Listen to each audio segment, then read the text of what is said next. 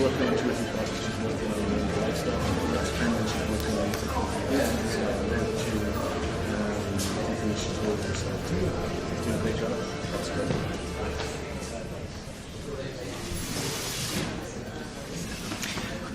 Good evening, ladies and gentlemen. Welcome. Benvenue à tous. Pijalazi.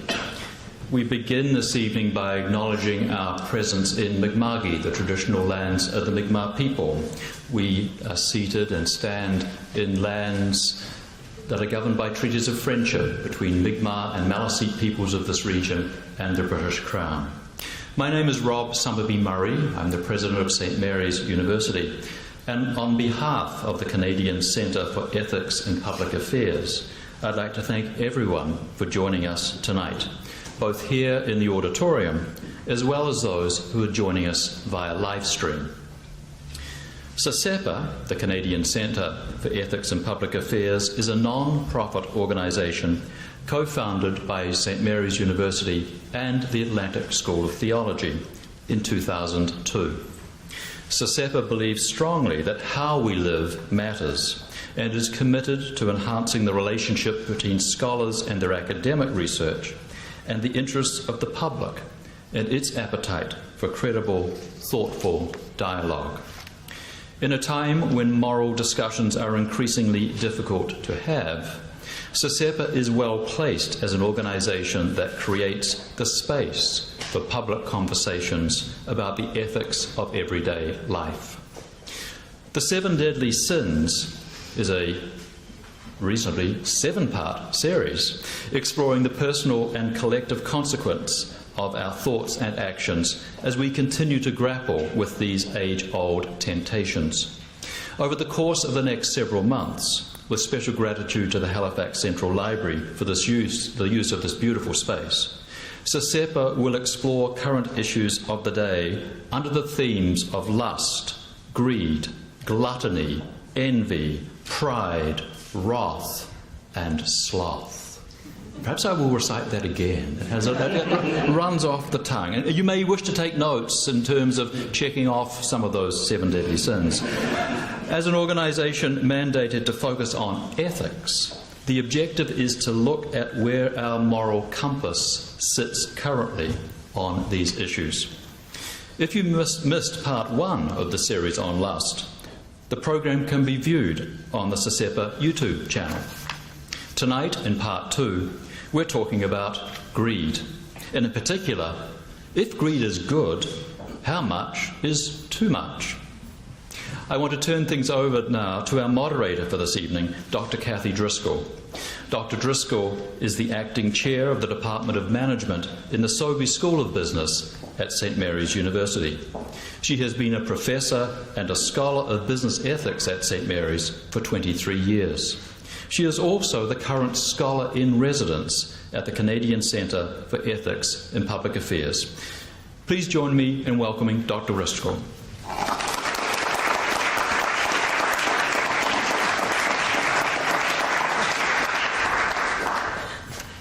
Good evening, and thank you, Dr. Summerby Murray. Our keynote speaker, who I will introduce shortly, will be speaking for approximately 45 minutes. He'll be followed by a responder who will offer commentary of what he heard for another 10 minutes. At that time, we will open the floor for questions from the audience, both here and online. We welcome the live stream audience and invite you to participate in the question and answer period through your chat screen or by sending an email to info@ccepa.ca or tweet at publicethicsca. Or you can send us a Facebook message, and we will pass your questions on to the speakers. I ask that you please turn off your cell phones at this point in time. I'll now introduce both our speaker and respondent, and then invite Dr. Macdonald to the podium. Dr. Chris Macdonald teaches ethics and critical thinking at Ryerson University's Ted Rogers School of Management.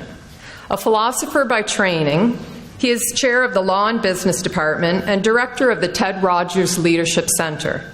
His current research is focused on the obligations of corporate directors and the relationship between cynicism and unethical behavior within organizations.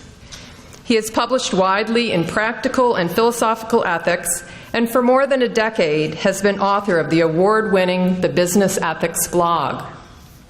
His expertise in the field of ethics has led him to receiving a number of awards over the years, including being named one of the 100 most influential business ethics persons 4 years in a row by Ethisphere magazine. Dr. Macdonald was also recognized as one of the top 100 thought leaders in trustworthy business behavior by Trust Across America in 2011 and 2012. Dr. David Deane, our respondent, is Associate Professor of Theology at the Atlantic School of Theology. He holds a BA, MA, and PhD from Trinity College, University of Dublin.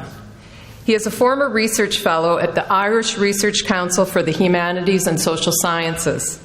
His books include Nietzsche and Theology, and the forthcoming Resisting the Tyranny of the Banal, an Approach to Catholic Moral Theology. At this point, I ask you to join me in welcoming Dr. Chris Macdonald.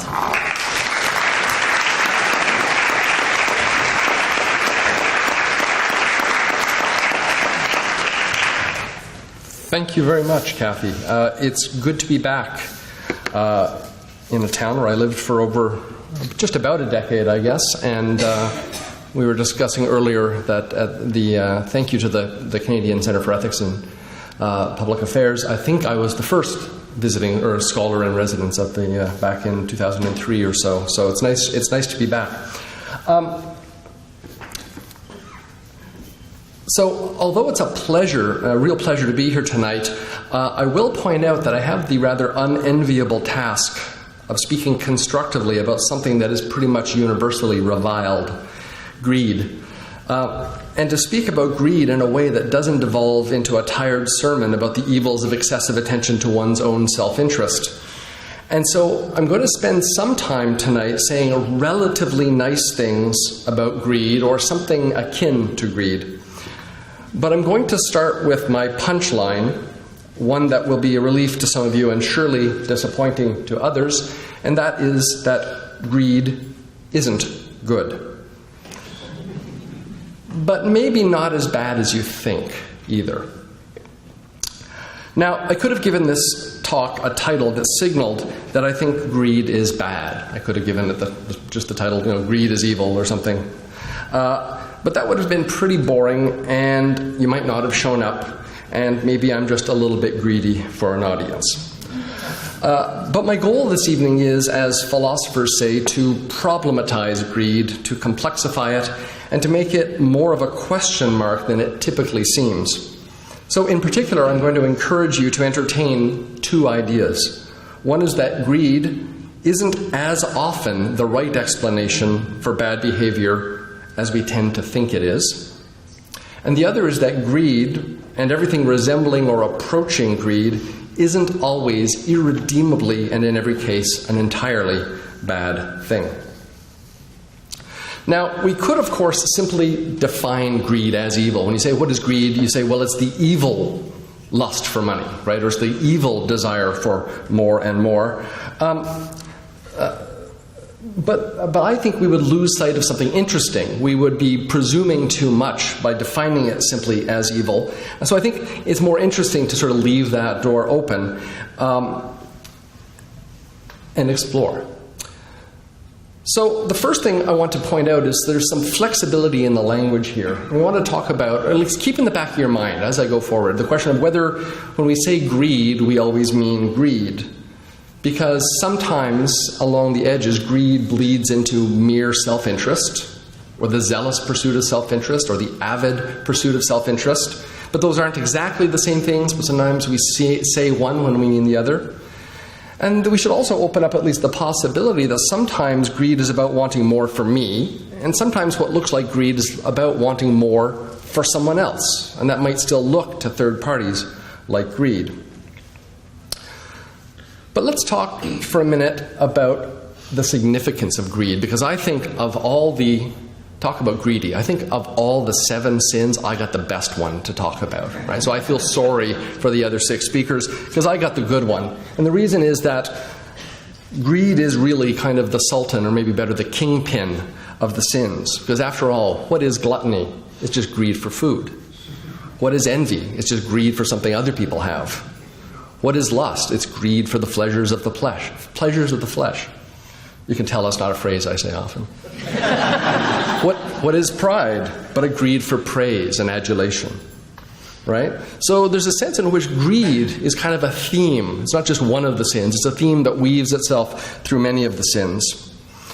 And it's also, its significance is also cross-cultural. So we see it coming up as a criticism in many, many cultures. And the wonderfully named Phyllis Tickle, who wouldn't want to read her book? Her book is simply called Greed. And she points out that in every system, from Hinduism to Christianity, it has been agreed over the centuries that of our 7 demons, greed is the mistress. I went with kingpin. I didn't want to genderize quite that badly. So, the other reason I like to think of greed as the kingpin or the sultan of the sins is this. To be greedy is emphatically to put oneself first. And to put yourself first, to think of yourself as deserving more, to think that the interests of others matter less or not at all, and to think that I should have more even when you don't have enough, is kind of the prime sin of social living. It's an attitude that is inimical to living together in close proximity and frequent intimate interaction. Philosophers like Thomas Hobbes pointed out centuries ago that greed is a central and problematic fact of human psychology, and he used that point to motivate a whole body of thought about how it is that we maintain or achieve and maintain social order and political authority. So there's a sense in which, of all the sins, greed is perhaps the one that is the most socially corrosive. The significance of greed is again evident in the fact that it is a sin with many names: covetousness, avarice, cupidity, avidity, so on and so forth. The writers of the writer of books that give you synonyms, spend a lot of time on this page because there are so many different words. This, I think, speaks in an informal way to the kind of significance that greed has in our collective consciousness. Okay, so why? Why is it? Philosophers are people who like to pay painstaking attention to things that everyone else takes as obvious. Why is greed so bad anyway? Well, what is it that people think is bad about greed? Well, one thing they think about greed commonly is that greed is the source of a great deal of wrongdoing, right? Banks get robbed, customers get robbed, employees get fleeced of their rightful earnings. All kinds of bad things happen in the world. Concrete bad consequences happen because, after all, lust for money, which is what greed really is kind of a natural suspect, right? After all, many crimes do involve money, and pretty much everybody likes money. So the question then naturally arises, is the problem just that some people like it too much, right? So is greed what drives people to commit crimes, right? And this is the quick answer that many, many people reach for in a great many situations. Whenever you see something you don't like on the front page of the business section, or whenever a corporation comes to the public attention because of something it's done, right? Volkswagen has lied to us all about the emissions from its cars, and you pick the business headline, right? It's those greedy corporate types. Okay, so let's bookmark that. The other problem, of course, is the relationship between greed and economic disparity, right? So it's often thought, often suggested, that it is greedy for some people to live in lavish luxury while others have not enough to eat, right? Because after all, when we say that money is the root of all evil, it's not the having of the money that anyone thinks is the problem. It's the seeking of it. It's the seeking more of it, seeking it out even when you've already got enough and when others need it much more. Then, of course, there's the relationship between greed and consumerism. Consumerism, right? So there's the worry that as we purchase more and more and more, right, you can never have enough, right? It wasn't that long ago, right? There are better historians than me in the room, but 150 years ago, having more than 1 or 2 shirts would have been pretty much luxury for a gentleman, right? You would have had to be pretty wealthy to get beyond that, and now it's not enough to have 5 or 6 nice shirts. I want 5 or 6 nicer shirts, and I want more of them, right? And I want more suits. So the net result, of course, famously, environmental degradation, resource depletion, credit card debt, not to say the least. Okay? So there's the sense then that greed is driving this, right? That greed is driving worldwide environmental and social ills that are now becoming too serious to ignore.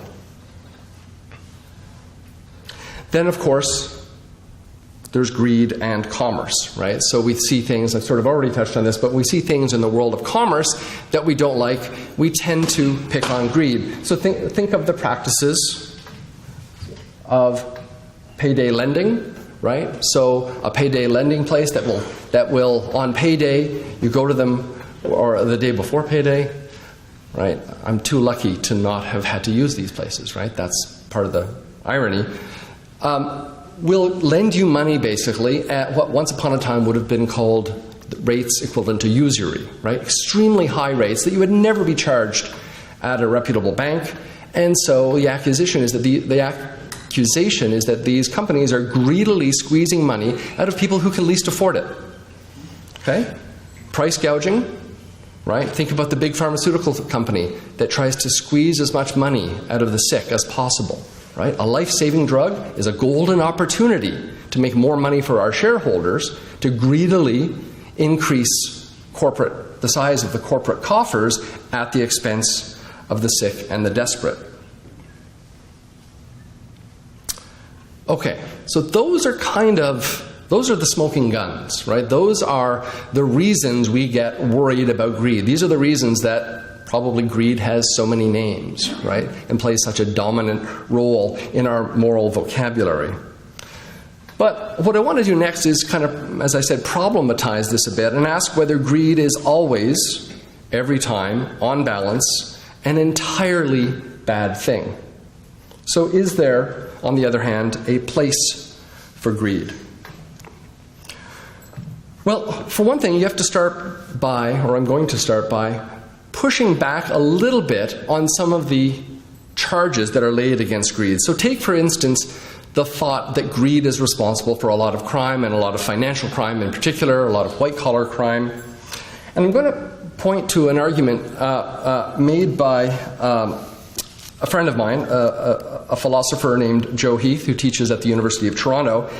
And he goes through an enormous amount of detail. He embarrasses his fellow philosophers by saying that most of us who have talked about, or at least the philosophers who work in the field of business ethics like he and I do, we talk a lot about wrongdoing, but we've never actually read the literature by people called criminologists who have spent the last 100 years figuring out and researching why people do bad things.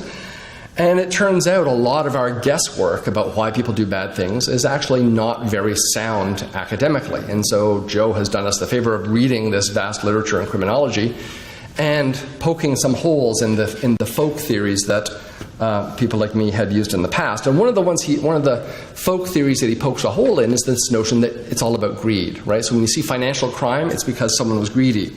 And I won't go into the whole, I could spend 45 minutes just outlining the entire argument here, but the argument is basically this. If you look at financial crime, a surprising amount of it, some of it really is aimed at me, I want more.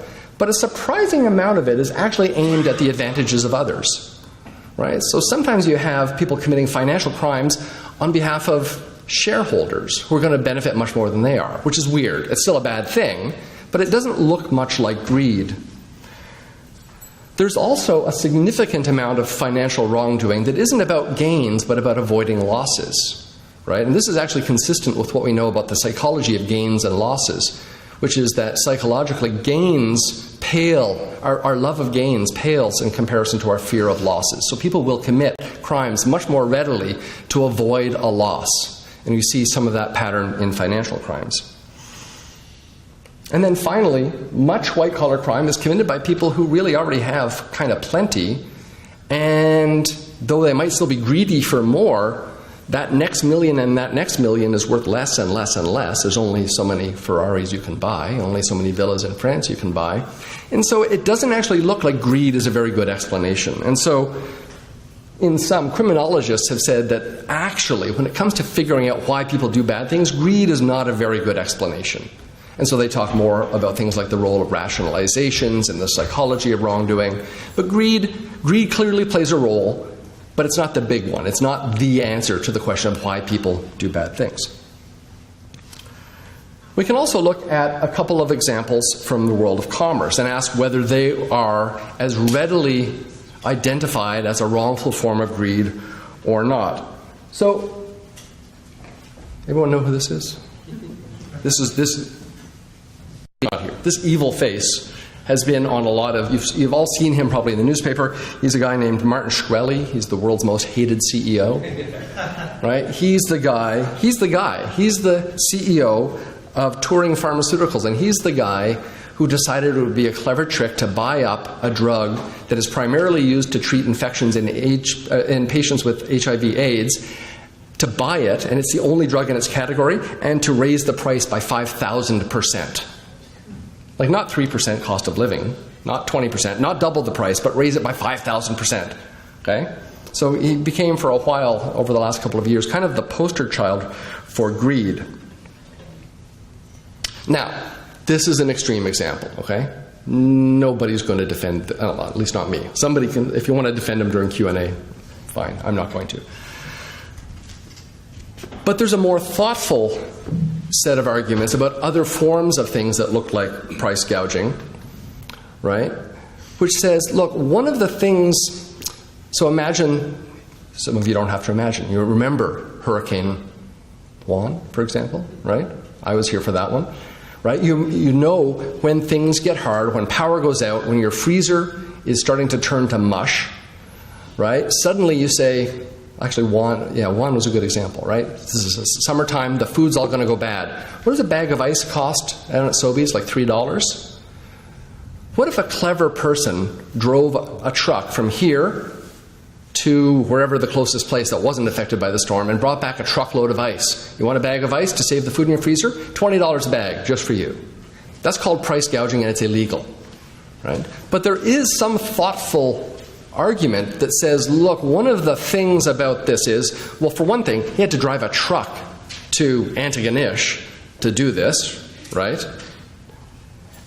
Had to go through, roads that had been affected by the storm, had to undergo a whole bunch of risks, things like that. This isn't actually greedy price gouging. This is covering his costs in some cases, right?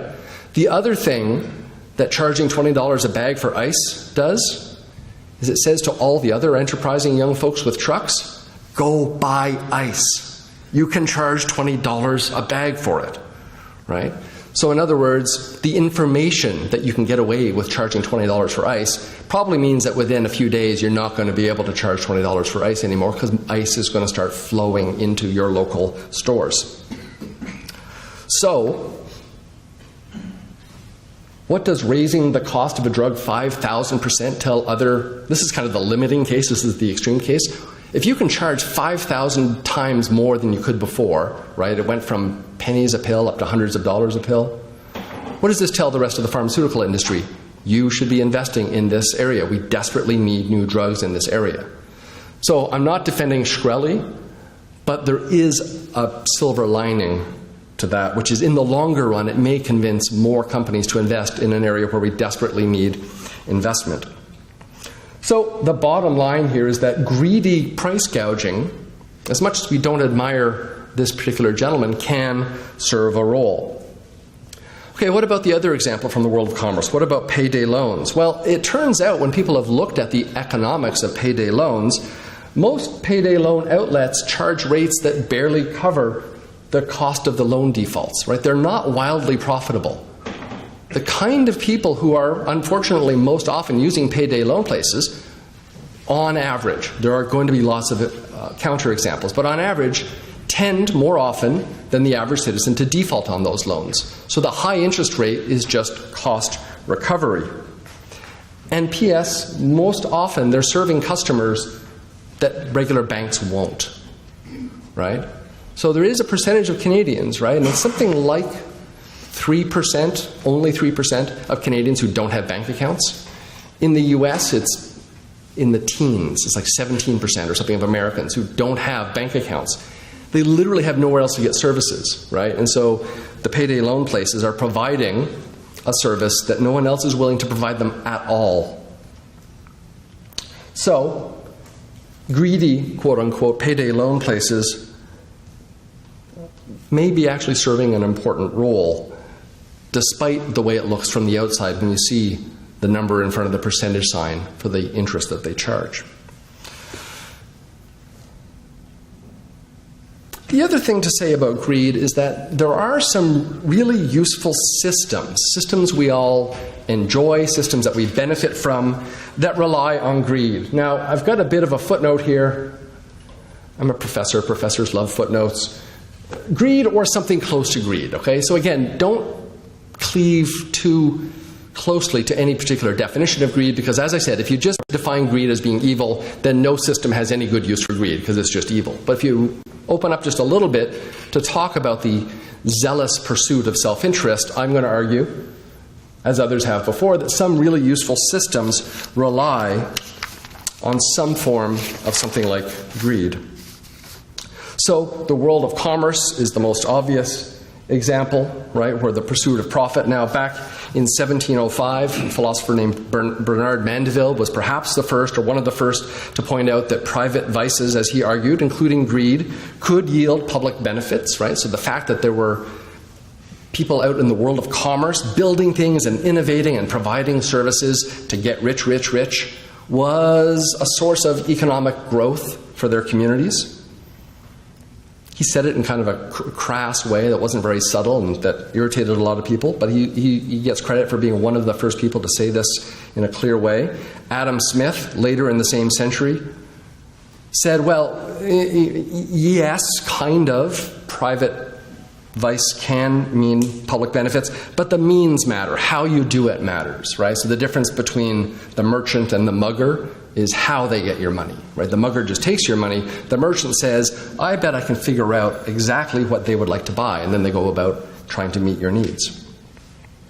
Now, the most famous example, supposedly, of this theme is this guy. Everyone remember? Most of you are old enough to remember this movie, right? This is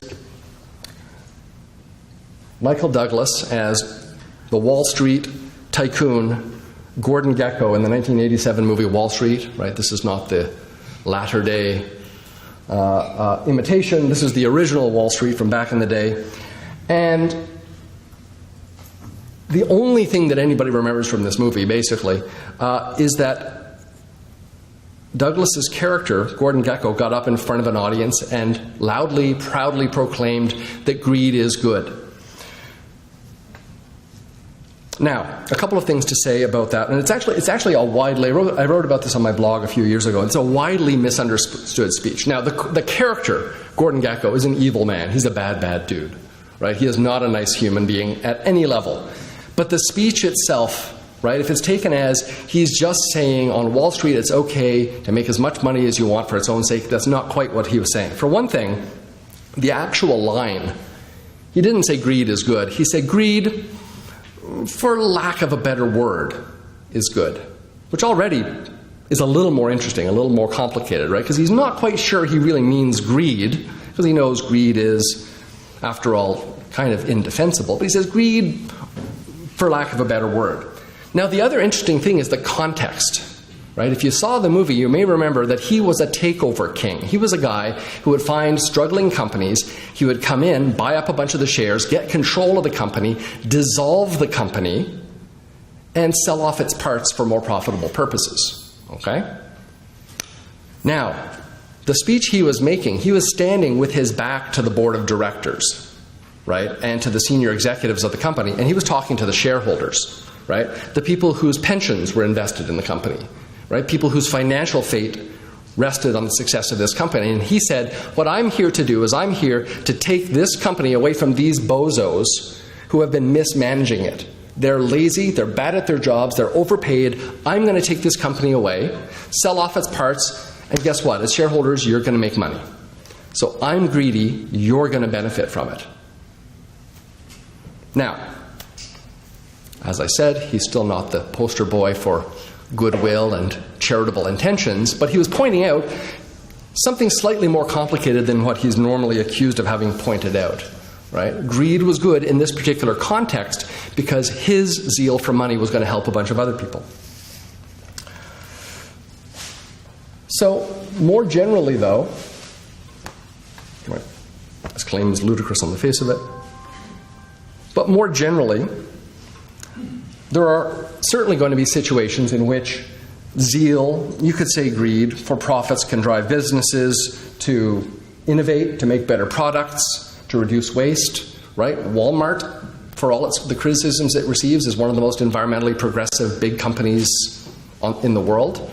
Why? Because they are driven to reduce waste. They are obsessive about reducing their costs. They put solar panels on the roof not necessarily because they love Mother Nature, but because they want to bring down their energy bills. This is fantastic. This is good for all of us. This is good for the environment. But it's because they are driven by the bottom line. So generally, right, this can be a force, but of course very imperfectly. We can't just trust companies to always do the right thing. We can't just trust that their greed is automatically every time going to make them do the right thing. Of course not. And that's why we need good, thoughtful regulations, right? That's the other half of the equation, right? So the idea that greed motivates is, right, Adam Smith a couple hundred years ago, as I already mentioned, said, right, it's the desire to make money motivates trade. And some latter-day economists, I think it was, I'm looking at a colleague who I think might know. It's either Ronald Coase or Amartya Sen, a latter-day economist who said, Smith said that greed or self-interest gets the process off the ground, but then we still got to ask a lot of other questions about how we're going to do business, right? The desire to make money to feed your family, that's what gets you out the door in the morning. How are you going to behave when you get to work? A whole other question. So generally, competitive zeal is good for consumers. Notice, for example, that cooperation, right, kind of the exact opposite of selfishness, is often illegal. Right? When Ford and Honda get together to cooperate, you and I lose. Right? So we want them to be zealously greedily pursuing market share, because the more they do that, the more they drive down the price of cars rather than, of course, if you don't think cars are a good thing, my argument goes out the window, but use your own example, right? Whatever product you like, it's good to have companies zealously competing with each other. We could also look at the world of politics, right? How many electoral seats does your party want next election? Oh, we'd like a few.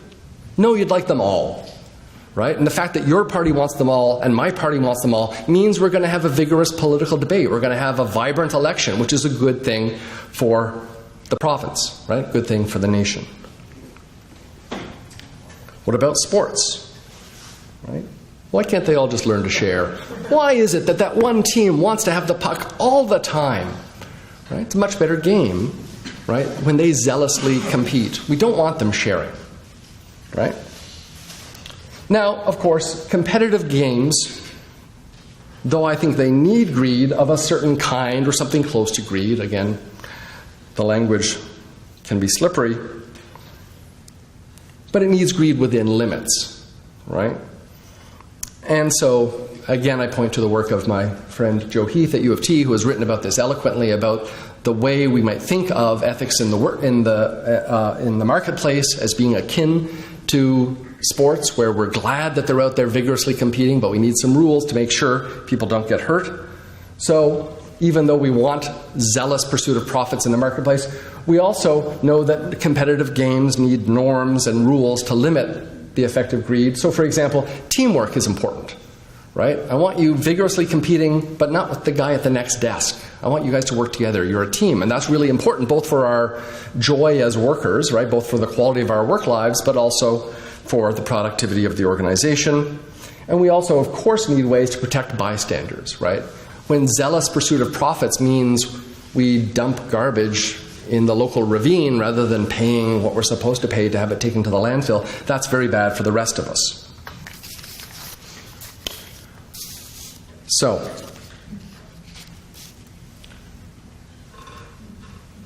it actually says that. So, how much greed should we want? Well, clearly not too much, right? Greed is not, on the whole, a good thing, but maybe not none either, right? And I think that might be the natural reflexive answer for a lot of us, is it is, after all, one of the 7 deadly sins. We want none of it. Right? So, I hope I have managed to stimulate your thinking about greed a little bit. And I surely haven't answered all of your questions, and we'll have lots of time for discussion. But I hope I've done something a little bit to rescue greed, but maybe not too much, because I don't want to rescue it fully, right? After all, greed in its truest forms really is a very, very bad human trait, and we would do well to keep it in check. And there are, of course, lots of mechanisms we use to keep it in check. There are our own psychological internal mechanisms. There are social mechanisms. Hey, don't take more. You've had enough, right? And, of course, institutional mechanisms, legal mechanisms. So it is important to keep it in check.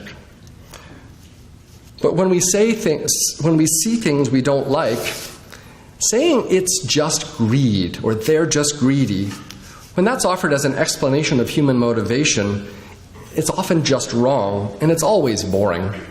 We should be anxious, if not greedy, to do better. Thank you.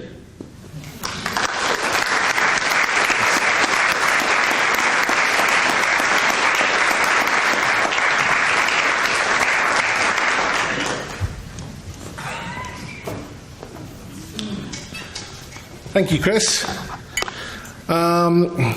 So it's my job to offer a response to Chris's presentation and to hopefully do so raising some alternative perspectives in a way that can foster conversation, thought, analysis, and to do all that in about 10 minutes.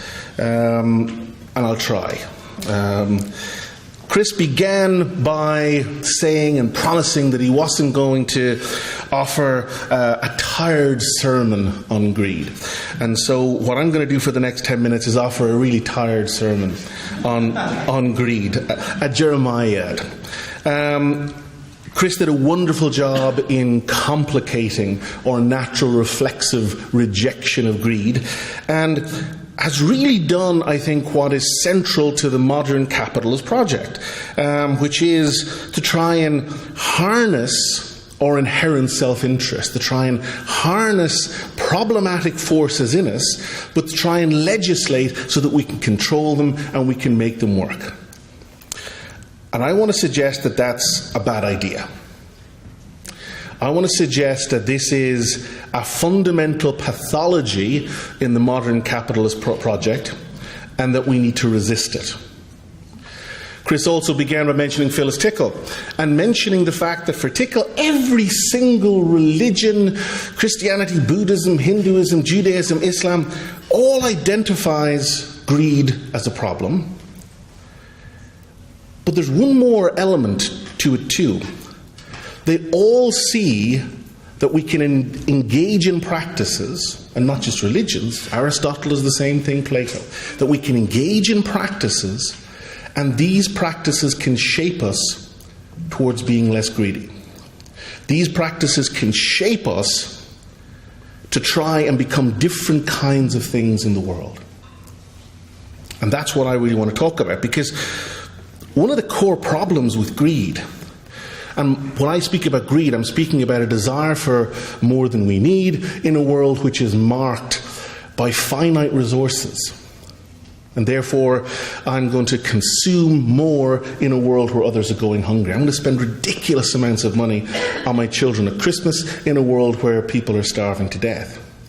And one of the problems with this, and one of the problems with the capitalist leveraging of this, is that inequality itself is a core problem.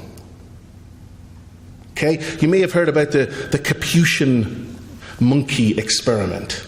Right? And this is called a sort of, it's understood as a sort of flagging or inherent capacity for justice and fairness. What it really does is illustrate and identify the basic animal orientation towards greed. And so basically you've got two Capuchin monkeys and you get one of them to ring a bell.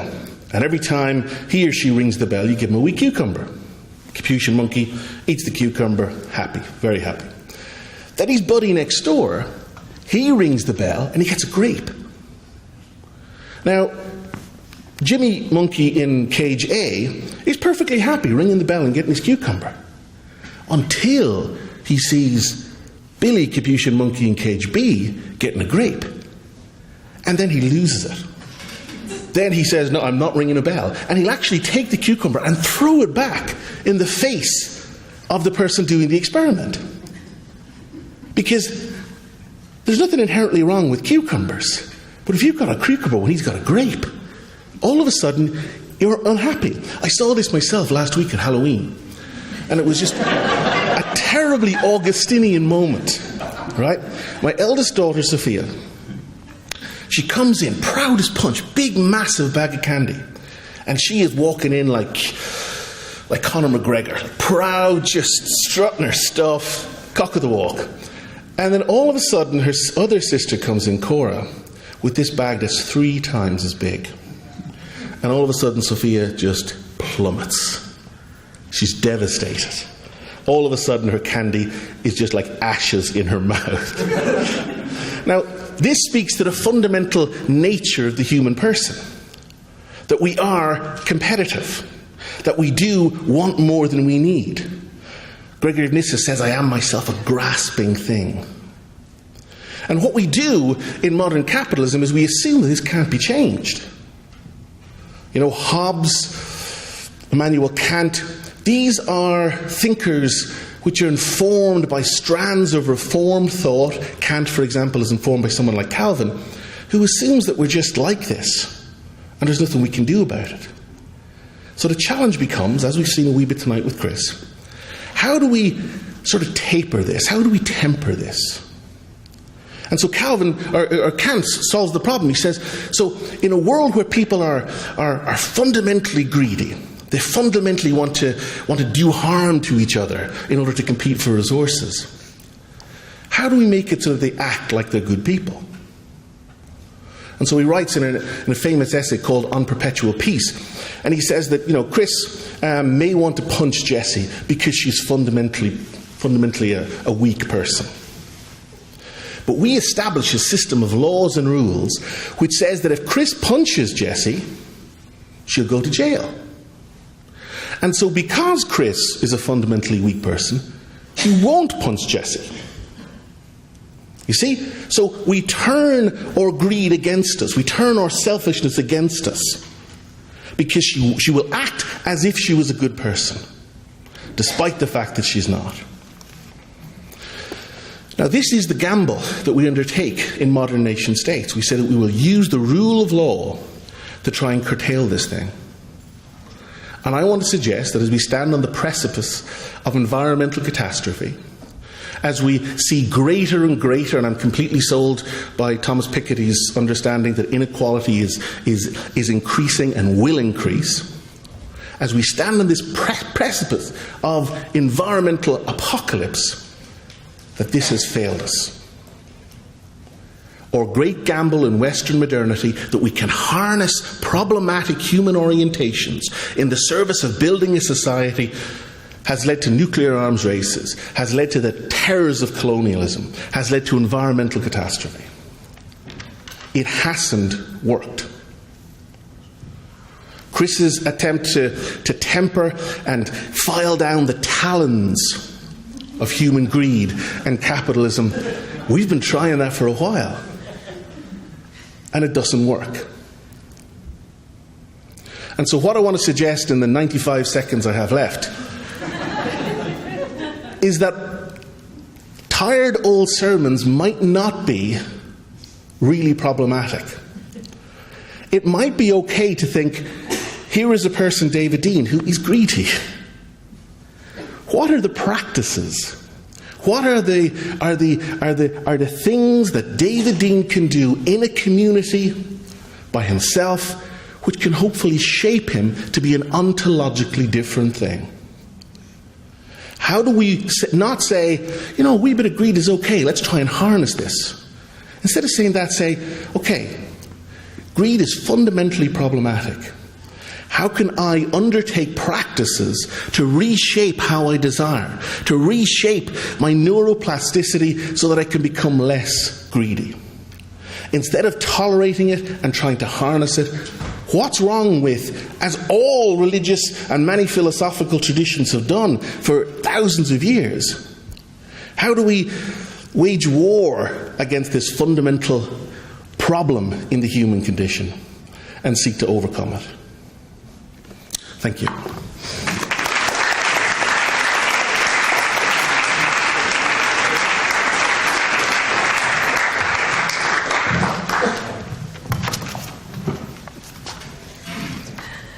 I would like to now open the floor to the audience in the room and the live stream audience. So please come to the microphone with your questions and speak loudly and clearly. So this ensures that everyone in the room can hear, and including the live stream audience, that they can hear you as well. And also, please keep your questions brief so that the speakers can field as many questions as possible. Thank you. I will commit heresy right from the beginning and say that I don't have a question or comments. Okay? So many thoughts that it would be so easy to slip into confusing commentary on many of them. But I'll just pick on two main that stuck in my mind. I find it interesting, unusual, provocative to even have the sin on the screen. Because by using that word, we are acknowledging somebody spiritual who has coined the term of Judeo-Christian concept, okay? Number one, I'll get over it. And then I will say my main comment. Seems to me that we have smeared and confused the whole simple axis of selfishness with which we are born, ultimately, two twins fighting for the same breast, and the altruism to which we may grow or may not grow.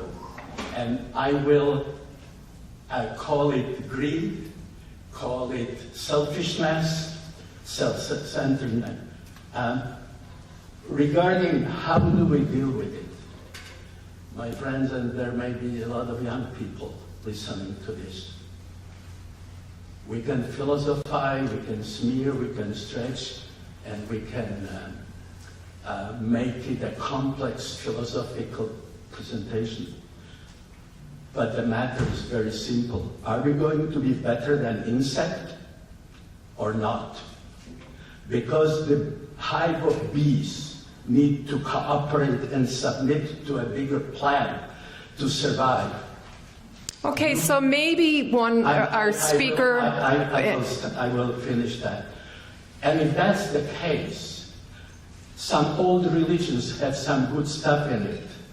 And train yourself in suppressing your selfishness with which you are born, and train yourself to be more altruistic today than yesterday, and yet more tomorrow. Okay, thank you for your comment. Maybe our speaker or respondent would like to reply.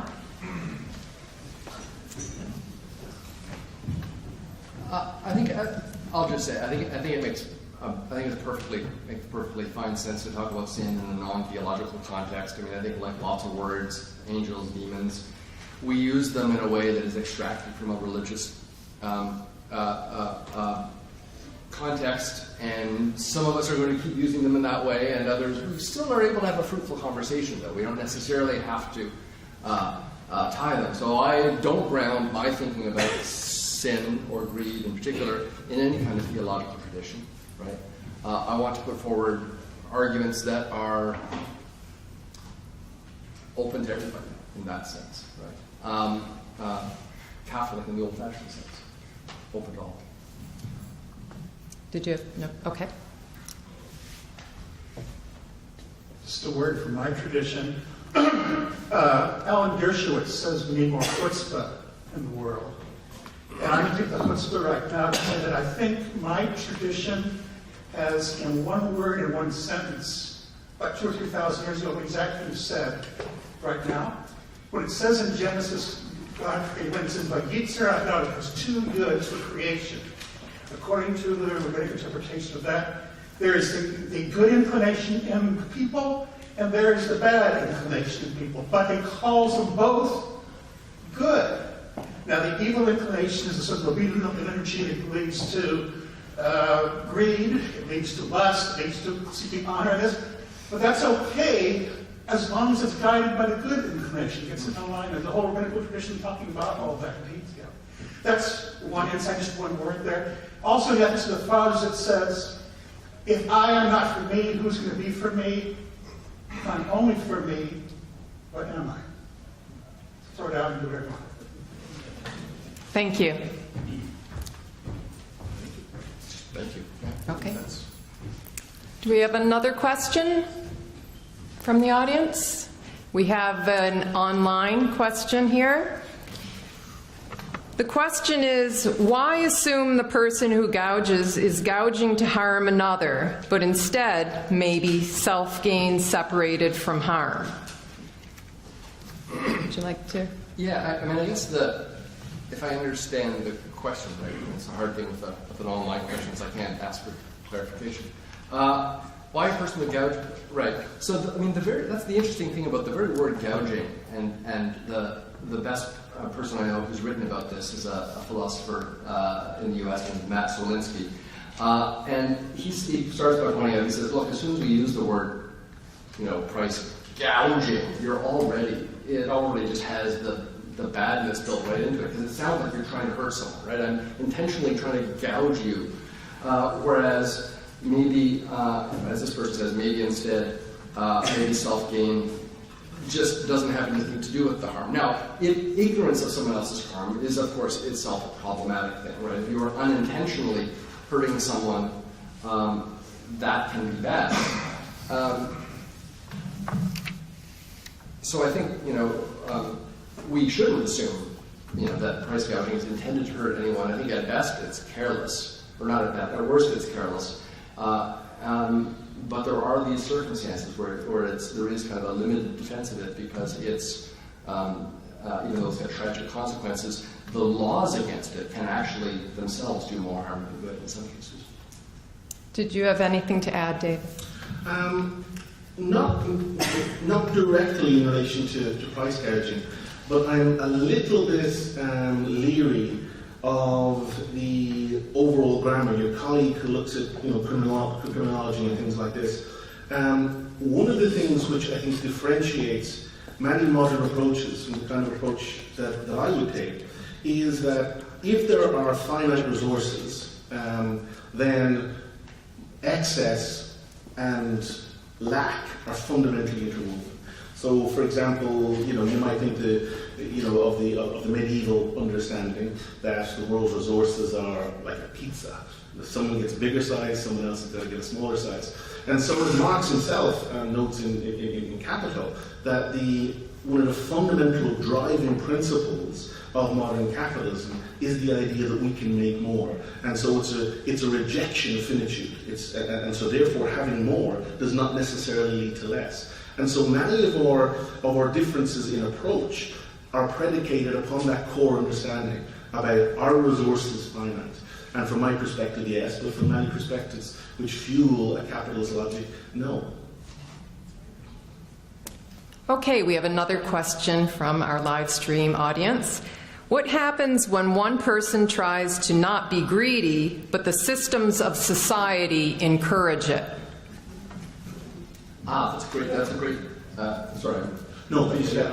Great question. I mean, I think one of the positive things to say is that, I mean, that's one of the wonderful things about having such a rich and varied, I was going to say society, market economy, is that if you don't, not all of us want to play the Wall Street game. I certainly don't. That's not I don't have that kind of zeal for money. I don't have the kind of quasi-greed that would make me good in that context, right? I can't sell things well. And so my passions incline me in different directions, and so I'm an educator. I'm kind of glad that there are people who are better at doing some of the things. I'm glad there are, I have this phone because there was a jerk named Steve Jobs. Sorry to speak ill of the dead. But by all accounts, he was a pretty rough person to work for. He yelled at people, he swore at them. He drove people to innovate in ways that I wouldn't have the heart to even, I can't yell at my research assistant even if they mess something up. I'm just not built that way. But I'm glad he was, and the people who worked with him, by and large, report he was rough to work with, but these were not seriously disadvantaged people who had no other options. They worked with him because they valued it at some level. So I think the answer is, I don't think there's anything in society that tells you have to be greedy. I think there are jobs where a zealous pursuit of profits is going to serve you well, and where if you have that inclination, those talents will be rewarded. But certainly there are we have lots of people who have occupations, lots of good work for nonprofits, for charitable organizations where, though they do like to do a lot of fundraising, and that's not greed, but they do want more, right? I run a research center where I need donations. It's not profits for me, but I really want all of you. You should all donate to the Canadian Center for Ethics and Public Affairs. Not because we want the profits, but because we want to be able to do good work with it. One of the things I liked best about Chris's presentation was that he flagged the various forms of greed. We looked at sport, we looked at a whole host of other ways in which we strive for more. And this is very much in keeping with some of the aspects of a negative anthropology. Nietzsche says that every living thing does what it can, not to survive, but to become more. That we strive to assert ourselves, to gain kudos, to gain affirmation, to gain plaudits. Because in so doing, we maximize our chance of genetic replication. And the genius, and I use that word problematically because I think it's a problematic thing, but the genius of capitalist society is that it harnesses that. And from the time you wake up in the morning, you are being encouraged as a consumer. You are being encouraged to consume things, and by consuming, you can elevate yourself. Therefore, we have fetishized commodities, and so our iPhones or iPads. These are things which are fetishized, which are things which, if you possess this, then you will elevate, not just by possessing technology, but that you will be a more cool person, a more virtuous person, a more, so on and so forth person. And so this is one of the things that I think is problematic, that I talk about these various traditions, Aristotelian virtue, Buddhism, etc., which try and shape a self. Or capitalist society is rapidly, on a daily, incessant basis, shaping us in a different direction. And so we can't just stand and just not be shaped. We're constantly being shaped. My kids are constantly being shaped. I'm constantly being shaped. And what I'm being shaped in is the desire to consume. Yeah, I think I like that point very much, and that's one of the, to the extent that I do a limited defense of greed, that's one of the parts that does concern me, because one of the, as you say, one of the features of modern consumerism, 100 years ago, my great-grandfather could have aspired to having a little more land. But there would be practical limits to how much more land he could get and farm. But I'm never going to run out of wants with regard to, I want the next one. Right? And once I get the next one, I'm going to want the next one. And so what consumerism sets up is literally an infinite supply of things for me to want. Yeah. And that's just a breeding ground for greed. There's one final image, and I don't hold the question up too much, but one of my favourite aspects of Dante's Inferno is the creature of the she-wolf. And the she-wolf is possessed of a ravenous hunger, and every time she eats, she just gets hungrier and hungrier and hungrier and hungrier. And this, in one sense, is an image which speaks to me in the 21st century, in that we're possessed of a rabid hunger for meaning, for dignity, for more. And yet, if I have that phone, I'll be happy. If I have those clothes, I'll be happy. And we keep on eating and consuming because these things aren't meaningful in themselves. This is basically Kierkegaard. We just get hungrier and hungrier and hungrier. Thank you.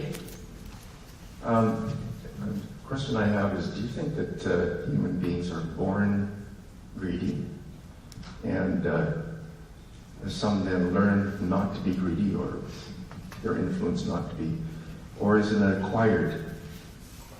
Is it acquired after your youth and your childhood? We often hear kids, parents saying to the little kids, 4-year-old, "Now don't be greedy, Johnny.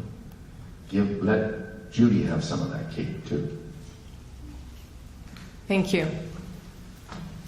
Yeah, I hate saying this because people, I drop in people's estimation when I say it, but I think that we have been shaped by a long evolutionary process which encourages us to acquire resources sufficient for survival from infancy. And this is not best placed in the service of toddler sharing. And it could be, so I can answer the question, there's two possibilities. Either one, no, we're hardwired to be extremely altruistic. And if that is the case, then my children are fundamentally messed up.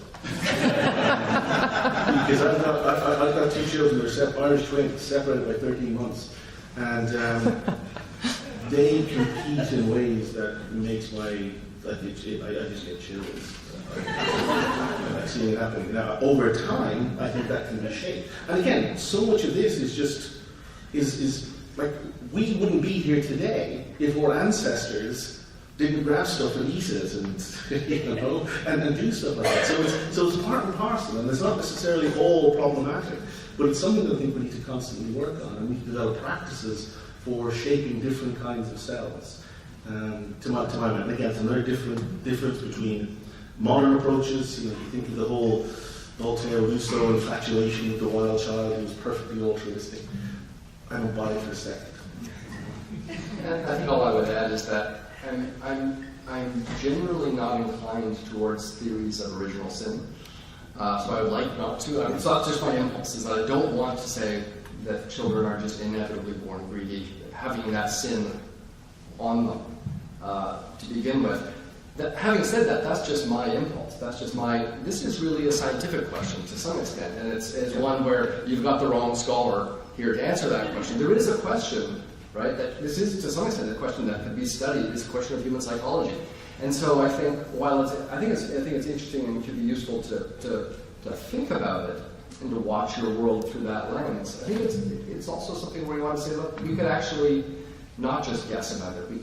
There would be certain kinds of studies you could do, and perhaps have been done. I don't know enough about the psychology of greed to try and figure out, look, if is it really the case, or is this, to what extent do we have the plasticity, to what extent does our earliest childhood, there is, I do recall reading some stuff, there is some suggestion that childhood experiences have a big part to play in the ultimate psychology of greed, but I don't know enough about that. It's a great question.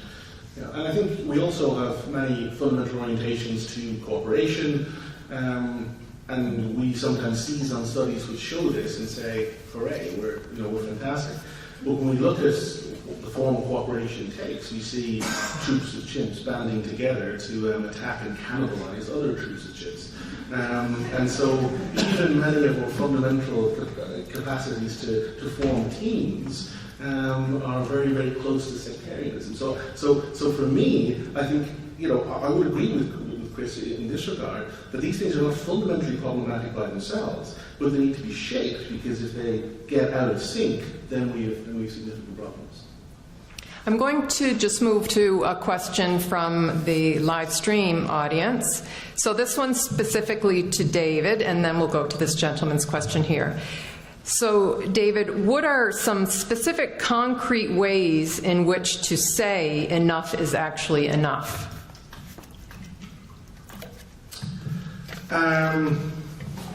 So if we think of, let's say, Buddhist meditative practices, what one is ultimately striving to do is to seek to overcome fundamental attachment, fundamental practices of grasping. And cultivating mindfulness seeks to cultivate a set of reflexive processes where we can begin to desire differently. Within Christian tradition, one might think of Eucharist. And so one of the things that's happening in Eucharist, theoretically, is that lots and lots and lots of diverse quote-unquote individuals are consumed by the bread, are consumed by the cup, and in that they become one thing, and they cease to be another thing. So there's a practice that many Christian liturgies call passing the peace, and what you're meant to do, people don't do this, but what you're meant to do is turn to someone else and say, if you're hungry, I'll feed you. If you're thirsty, I'll give you a drink. If your house burns down, you can come and live with me. If you strike me, I won't strike you back. And this is, an attempt to engage in practices which can shape a different set of postures in the world. We have fasting within Islam. Why does one fast? One fasts to shape the self. One fasts to free oneself from an understanding of the world as commodity. So let's say you are there and here is water. To me, commodity, drink it. If I can become extremely thirsty through fasting, then I can appreciate its specialness, I can appreciate its wonder. And so there's a whole host of practices and a whole host of religious and secular traditions that we can undergo, which can seek to re-enchant the natural order in such a way as to cultivate a reverential approach to it and not reduce it to commodity, which is one of the things that we've done brilliantly in the modern era. We've reduced the natural order to commodity for us to utilize. So I would suggest a whole host of practices from a variety of secular and religious traditions, but we need to work on it. It's something we need to work on. It's something that I need to work on. Thank you, and I think that ties nicely to the first gentleman's comment as well. So, please. I'm interested in tying together inequality, greed, and capitalism. And in the past few weeks, I've been exposed to some of the economists of inequality, and Dr. Deane mentioned Cathy, and I had a look at that curve that he has when the growth of capital and the growth of the economy, that looks like a greed curve to me, and so perhaps the question is, I wonder what are the rocks that capitalism is going to crash up on? Is inequality perhaps one of them that's going to collapse capitalism? And the other one that goes way back is when Henry Ford began to produce automobiles, I think the myth was that he couldn't sell his automobiles at a price that his workers couldn't afford to pay for them, and perhaps that's another rock that capitalism may crash on. So what's capitalism going to crash on? Thank you. A couple of quick things. One is which it gets extremely technical and beyond my technical capacities. I'm not an economist, but there are some really substantial criticisms of Piketty's math and his methodology. So take it with a bit of a grain of salt. It's going to take years for people to figure out exactly that kind of work always involves making some assumptions. Some of the assumptions are easy and uncontroversial, and others are more controversial. So there's some worries there. I think before I get to inequality, I will just say that this will shock people, but I think generally life on this planet has never been better, ever. I think this is the best time there's ever been to be alive almost everywhere on Earth, right? Standards of living everywhere are higher. The percentage of people living in abject poverty is lower than it's ever been. Now, it's very unequally distributed, right? And I actually do think inequality, if I had to guess, right? So I tend to think that some kind of capitalist system, suitably moderated, suitably governed, actually is the best way to make life on Earth better. But I do think that when inequality, empirically, it just looks like when inequality gets too extreme, you just run into big political and social problems that I think that is, if it's going to run into rocks, I think those are the rocks. Yeah, for sure. Did you have anything to add, David? I do, but I'll try and squeeze in elsewhere so we can get some more for some other questions. Okay, I'm going to go to one of the questions from the live stream audience, and then we'll turn to yours. So this one is specifically to Chris. Dr. Macdonald, are you saying that price gouging in major industries is not harmful most of the time? No, I'm not saying that.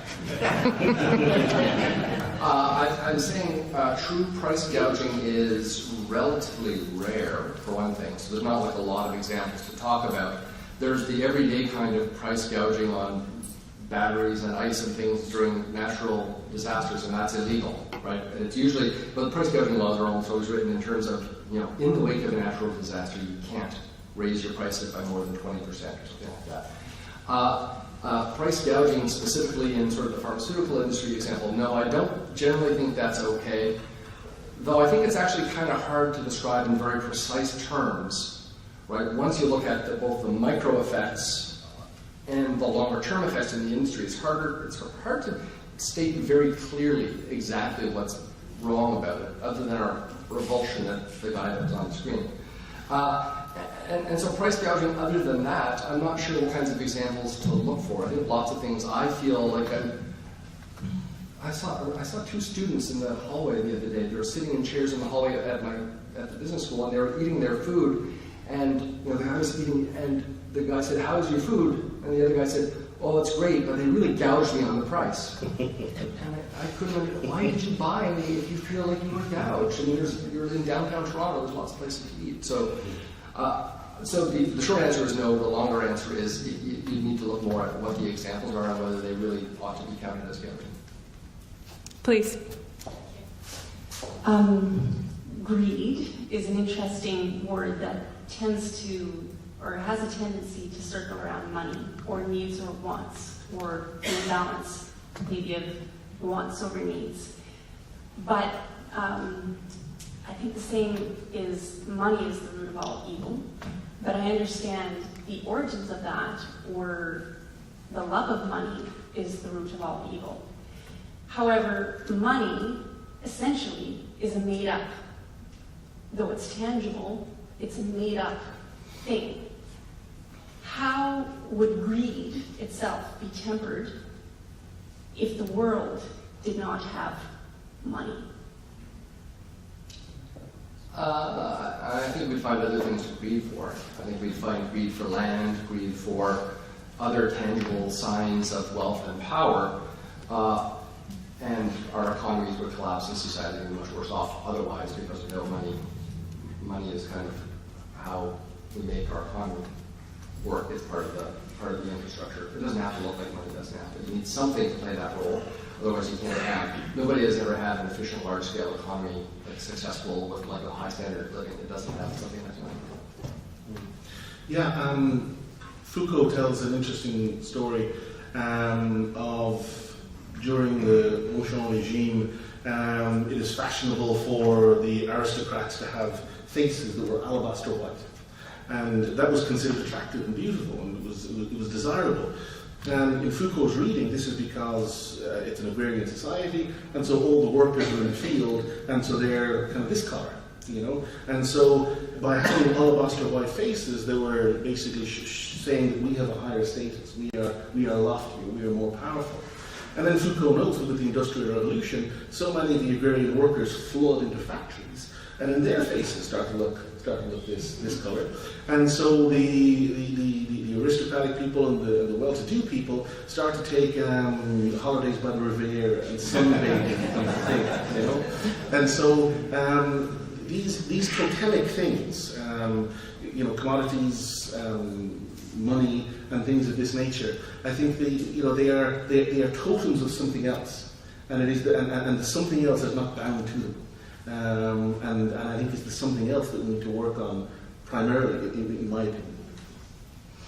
Okay, perhaps this will be our last question. Dr. Mercer? Well, I think Chris's thesis is that acquisitiveness is an engine in the creation of wealth. Right? Wealth being not just money, but material resources, things that can be used. And I take it you're saying then that without acquisitiveness, the that there wouldn't be as much a drive for the creation of wealth, the creation of these material resources. I wonder about that. Why would we want these material resources? Maybe it's to show our power and the rest. But they might be useful in some pursuits that we have. We want to write well, say, and this machine will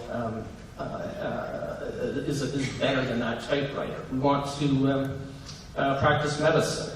These instruments are better than those instruments. If we have the resources to create those instruments, so much better for us. But why? Because we want to attain excellence in some field that matters to us. And I really wonder if acquisitiveness is what drives those people who are the CEOs and the rest. The people who invest their money want a return on it. They want a return on it so they can use it, so they can do something with it. And those people who are in charge of the industry itself, I think, might be trying to pursue excellence in the running of that business. So I'm not too sure that acquisitiveness need be an engine for the production of wealth, if indeed we cared about things like being the best we can be at surgeon or in sports and education, whatever, then we certainly want the wealth so that we could attain the resources we need to do what we want to do. But acquisitiveness wouldn't be part of the drive. Okay, if we can have perhaps brief comments, because I didn't realize we had one other person waiting to ask a question, and he will be the last. But if you have a brief comment. Yeah, it's a great question and kind of a big one. I think certainly I think an enormous amount of creative energy in the world comes from people who are driven by something other than greed, other than by acquisitiveness, right? I think most entrepreneurs are not primarily the richest entrepreneurs you can think. The guys behind Google, as far as I've ever been able to figure out, they are not driven by money at all. They're wealthier than the Catholic Church.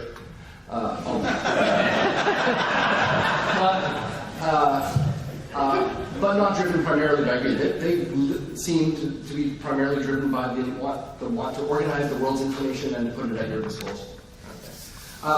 And so I think most entrepreneurs are driven by much more, and that's not quite the same thing as you're talking about, where I want to build things for my own use, but it's nobler. They want to be excellent at something, and they're driven by nobler means, nobler objectives.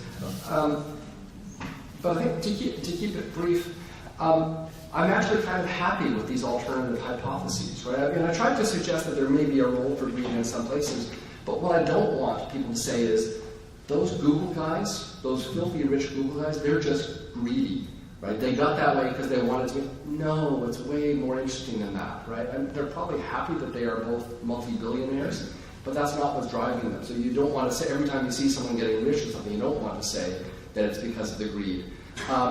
All I was trying to say is that something like acquisitiveness, I think, is going to be playing a role at certain places in the economy. I didn't sketch that out in any great detail. And that's far from being my own hypothesis alone. It's Adam Smith and other things. Right? So, thanks. David, did you? Okay. Our last question, please. This is a question about monkeys. So you gave the example that it's sort of intrinsic, like monkeys have it too. And then you went on to talk about how we need to curb that and contain it and try and minimize it. So if that's the case, what should the monkey who got cucumber have done? Should he just have graciously accepted the cucumber and sat there and the other guy eat it? Because it seems quite natural that you should say no, that's not right. I should have a grape too. Yeah. I think I don't hold that much hope for monkeys participating in the beatific vision. I think, which is not to say that monkeys can't be trained, but ontological transformation, at least in religious traditions, is a very different thing. And so I think that we have anger and hostility and dissatisfaction on the basis of inequality. I personally, so one of the books which has annoyed me most that I read was Steven Pinker's book about our better angels, which is the fact that it was published astonishing. Astonishing. Like it basically sort of like he does things like he says, okay, here we have a village in 1250. And there's X amount of murders, and here we have a city in 2015, and there's X and there's Y amount of murders, less than. And he says, therefore, we're morally better. Not taking into account the fact that we live in a police state, and we have police on every corner, and we go to jail for life if we do anything bad. Where they didn't in this state. So just like absurd things like this. Personally, and we have these things like happiness indexes that just rot me. We sort of say, okay, what would make someone happy? Well, to be happy, you would need this, and Chris listed out some of the things that we would have. We would better access to healthcare, with this, and this. And so now, who is the happiest country on the earth? These people. We don't actually sort of, spend a lot of time with the people themselves. We don't actually, like Danes are always at the top of this list. I've got 2 Danish friends, and a more miserable couple you could never imagine. So just because we've got access to this, and the other, that doesn't mean that they're, these are the issues. The assumption that there's never been a better time to be alive, because we have iPhones and bacon-flavored Cheetos, is not necessarily, I think, an entirely defensible assumption. So from my perspective, I don't think there is any. I think that monkeys will and naturally should feel anger about inequality, and I think we will instinctively be angry and dissatisfied towards it, and we will struggle and want to become more, and we will compete using any resources we have. We will try and outdo each other in terms of being more ethical. The prudishness of environmental soundness. Now, I think we need to be as environmentally sound as possible, but the Phariseeism of the environmentally pure and the way they look down as if they were just completely bereft at people who are insufficiently environmentally pure. We will compete in a whole host of different ways. And I think this competition actually drives a lot of the problems that we face in the world. And we need to work on that on the neurobiological level, And so while monkeys will do incredible things, we're not monkeys. I realized, and this is the final absurd story that I'll offer, I realized just how different we are from monkeys when I was watching a David Attenborough documentary recently, right? And there was a troop of chimps, and they were racing off and attacking another group of chimps. And they were just like, I've never seen violence like it. And there was one poor chimp, and he had his testicles bitten clean off, right? And he was pretty much okay. He kind of walked around, and I kind of got on with this, and I realized then that while I am an animal like them, I'm a very different kind of animal. and so we can't base too much on the chimp experiments because they're very different things. Okay, on that note,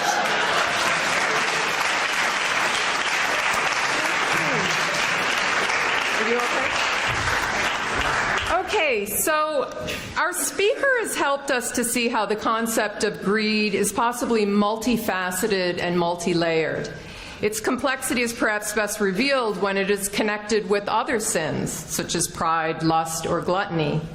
This connection then allows us to see more clearly the consequences of greed, as Dr. Macdonald pointed out, and the roots of unethical behavior in organizations. Businesses, politics, he used many examples, sports teams, even university sports teams, who might sometimes violate rules and practices designed to ensure fairness in competition.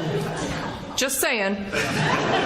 As our respondent pointed out, those who justify greed as good, healthy, socially favorable, or virtuous, such as many 20th century economists and businessmen, they often euphemistically associate greed with self-interest, success, prosperity, progress. And following up on the idea that our respondent spoke about of shaping, I think the questions we need to continue to ask are, how is greed connected to global warming, mass shootings, a Da Vinci painting that sells for more than $400 million when millions of people are forcibly displaced. The Martin Shkreli example, I don't know how many of you follow Martin Shkreli. I find him a quite interesting person, but he actually went to jail not for this price gouging, but for being greedy for Hillary Clinton's hair, because he had posted on social media that he wanted to purchase, he would pay so much to have a strand of her hair. So that's what he went to jail for. He was greedy for her hair. So what are the self-serving narratives that greed is connected to, including ones that marginalize virtues such as temperance, humility, and compassion? So on behalf of SESEPA's founding institutions, AST and St. Mary's University, the board and staff, a sincere thanks to our speakers, to you, the audience here, and the online audience, and thanks again to the Halifax Central Library for the great space.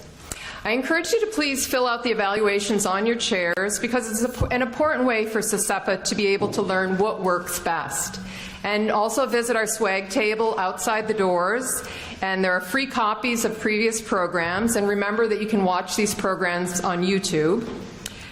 And at the risk of sounding greedy, and thanks for the plug already, Chris, programs like this are made possible because of people like you. And if you want to see more of them, you can always consider donating to SESEPA. Our website is www.ccepa.ca, or you might consider making a donation tonight. There is a donation jar at the back of the room or outside at the table. The next talk in this series is Gluttony, Food for Thought, on January 24th, same time, same place. And also next week, there are next week, November 22nd, there's an Ethics in the Evening, media coverage of terrorism. It's Dr. Kevin Quigley, the director of the McEachern Institute for Public Policy and Governance. So that's at SESEPA on Franklin Street at 7 p.m. on November 22nd. And then on November 27th, The Ethics of Evacuation, Sherry Fink, journalist and Pulitzer Prize-winning New York Times correspondent, will be speaking at 7 p.m. in the Scotiabank Theatre at St. Mary's University. So that concludes the evening. Thank you again for coming, and we'll see you next time.